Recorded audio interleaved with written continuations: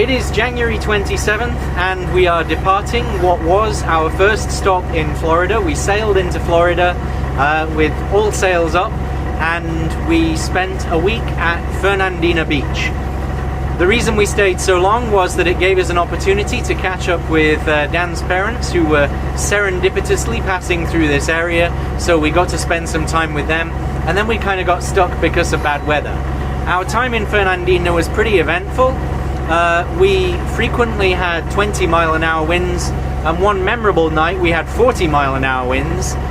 We had another sailboat drag through the anchorage past us, missing us by only a couple of boat lengths. We also had our gas tank stolen from our tender. Our tender was ashore at the dinghy dock. We were ashore having dinner. Someone stole our gas tank. We couldn't get back to our boat that night. We had to crash at Dan's parents' hotel room. So it's been a pretty eventful time. So the gas tank is now locked to the outboard and the transom at the back of the dinghy. So no one can take it, I guess. Yeah, we won't make that mistake again. The gas tank is going to be locked from now on to the dinghy. Right now we're heading towards Sisters Creek down the ICW. Tomorrow, conditions may allow us to go out of St. John's Inlet in Florida and come into St. Augustine under sail. So that would be terrific. I would really be happy about that. But it always depends on the weather. Regarding Fernandina, I would be remiss if I didn't say that the marina staff were terrific. They were really helpful. Everyone there helped us out. Taylor, Carol, Brittany, everyone was very kind and supportive when we got stuff stolen. So, you know, don't be deterred by some of our negative experiences. It's a pretty town, very historic buildings going back 150 years. Definitely worth seeing. We don't have any operable bridges really to worry about today, except this railroad bridge, which does occasionally close, we believe, but only when close to marine traffic, that is, when there is a train coming through. Fortunately, right now, there is not, so we can just pass on through and then under the highway bridge just beyond it. But they have created a very long wooden fender channel here for us to follow. Kind of unusual. Well,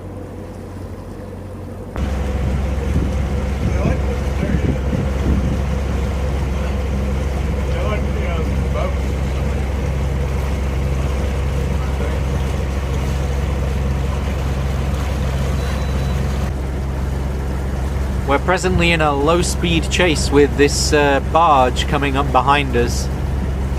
He's probably making like a tenth of a knot more than us, or maybe we're making a tenth of a knot more than him, but who knows? It's gripping drama, folks, on the ICW.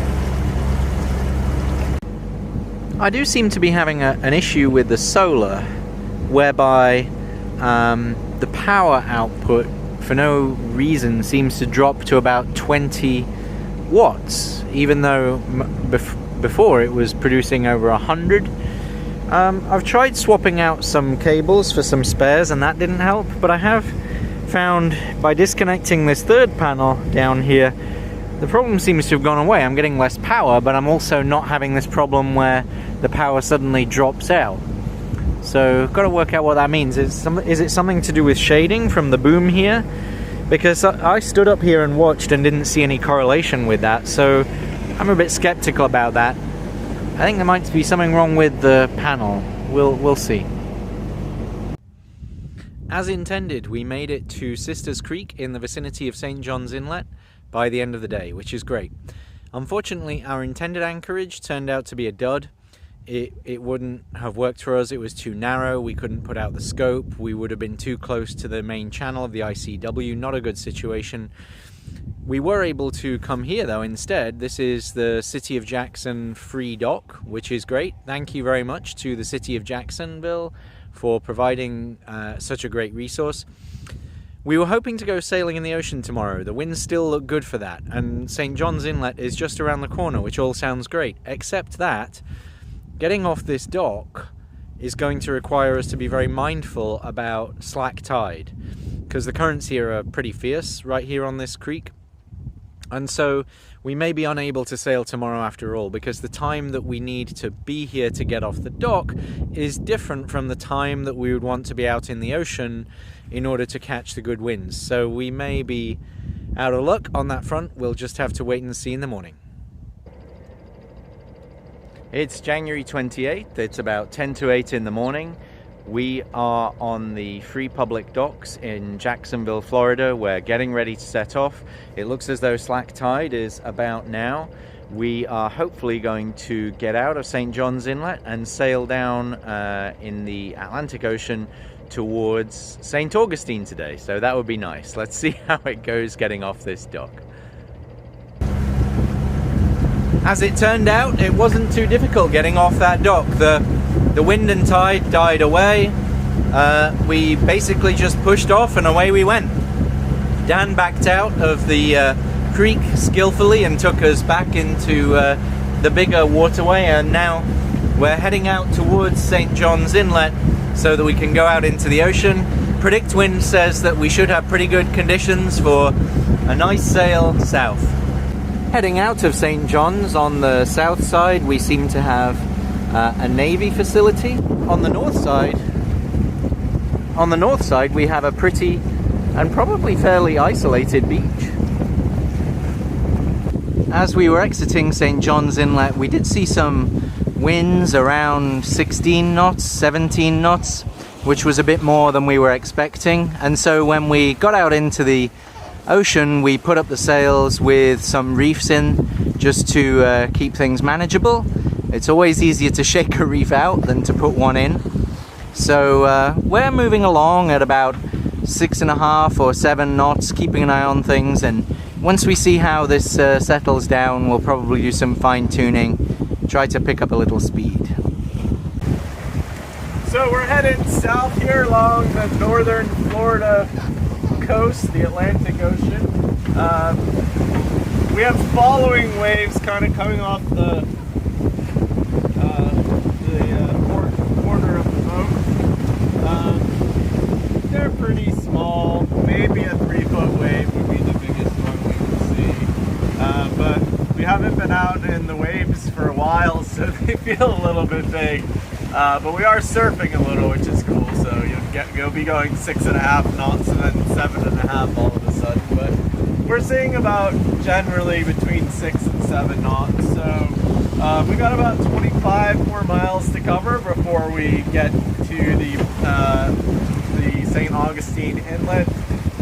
It's currently 9:30, and we should be there in about 4 hours, so 1:30, which will give us plenty of time to get in there and get situated. We're not sure whether we're going to anchor or pick up a mooring ball or what, so we'll have to see how crowded it is. A bit chilly out here with the wind chill. We do have a cold front that's come through, but we'll be probably departing and the winds will pick up tomorrow, so it's good we were able to get out here on a relatively calm day. And then the last thing is David's got a preventer over here. The wind's kind of, as the waves come in, the wind kind of pushes the apparent wind behind us because we speed up. So what that can do is that can catch the sail and cause you to accidentally jibe, which causes a lot of stress on the boat and can cause injury and damage. So we don't want to do that. So what David's done is just quickly put, it's like a figure 8 knot, and put it through one of the eyes there, and then back through that knot again, just to catch the boom until we can correct it, which would be just turning to port up into the wind. So yeah, so we just want to make sure that we're safe and enjoying the day today, and we are, and looks like we'll be in St. Augustine this afternoon. Just to give you a quick overview of some of the information that's available to us, this number here, that's the autopilot course, that's what it's trying to maintain. This is the true wind speed in knots that we're seeing right now. That's the depth under the surface of the water right here. SOG, that's our speed over ground. That's based on a determination from our GPS. Down here on this other panel we have our apparent wind angle and apparent wind speed. You can see that whereas the true wind is up here at 13, the apparent wind down here is a little less because we're going downwind, so that subtracts. It says speed 0 here. That's our STW, speed through water, and our little paddle wheel device, it basically needs cleaning. It always needs cleaning. It's kind of annoying. So this is a repeat of the information on our depth. And then this nice little graphic here shows, the needle shows where the wind is coming from relative to the boat. You can see it's coming over my left shoulder, and I can confirm that that is true by just feeling it or by looking up. If I just take a glance up the mast, I can see up there the little indicator, so that just verifies that. And then over on the chart plotter, you can see the little boat there is chugging along, heading south. The blue line is the actual course over ground extrapolated forward. You can see our route ETA there is just less than 1 p.m.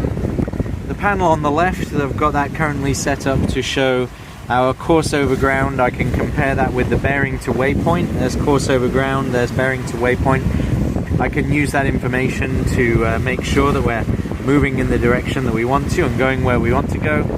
And then you can see our speed over ground here as well. Speed over ground fluctuating with the waves. When a wave picks us up and pushes us forward, we gain about a knot, and then later on we lose about a knot. So anyway, that's how things are set up at our helm station right now. I'm sure that as we play with all this cool Ray Marine gear, we'll find other ways to display the information that are more useful, you know, for different times, depending on what we're doing. And then just looking out at the sea conditions there, you can see it's not too shabby. We've got waves hitting us from over my left shoulder, and that's causing the boat to heel more or less as time goes on, but it's fine. Everything's pretty cool. We're moving along at a nice speed and heading towards St Augustine.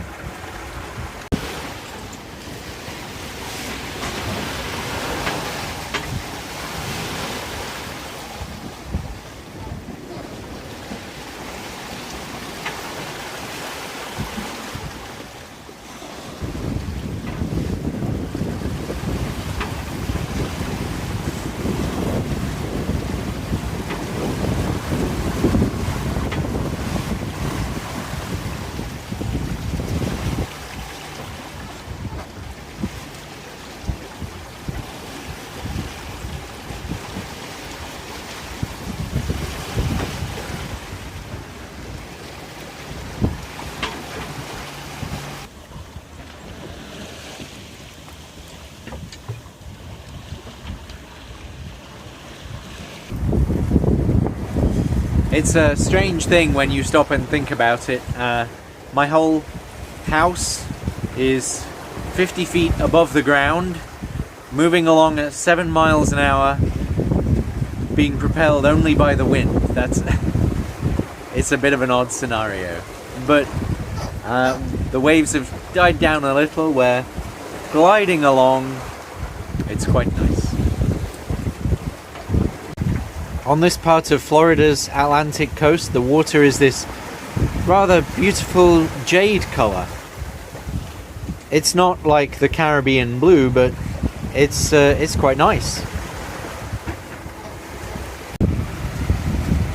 Whitetail is equipped with AIS, which means that we're constantly transmitting information about our location, heading and speed and other things over marine VHF channels digitally. Other vessels that do the same show up on the chart plotter like this. You can see these two vessels ahead are shown on our chart plotter. We're not aware of them through radar, we're aware of them through AIS, giving us information about their location and heading. It's a good system, a good safety system. I mean, I found the inlet, but the markers there's really not markers. so we're just gonna have to go by the depth Okay. of the chart, and we'll start our approach at the big marker to the channel down here. That way we have get all lined up and we have a good total view from the approaching from the east. Thank you. Well, we're within sight of St Augustine. You can see it there. Probably not a great view on my phone. Anyway, we will soon be taking down the sails and starting the engine so that we can motor up the channel into the harbour. Well, we made it into St Augustine, Florida. We came in under full sail, which is great. No problems at all. We've had a really nice time here so far. You can see behind me the fort, which was built to keep out the English. Yeah, that didn't work so well. So now next moves are going to be, we're going to spend a little time refitting some remaining aspects of the boat, finishing out some of the things we've got to do before we head south again, down further through Florida, and then finally to the Bahamas.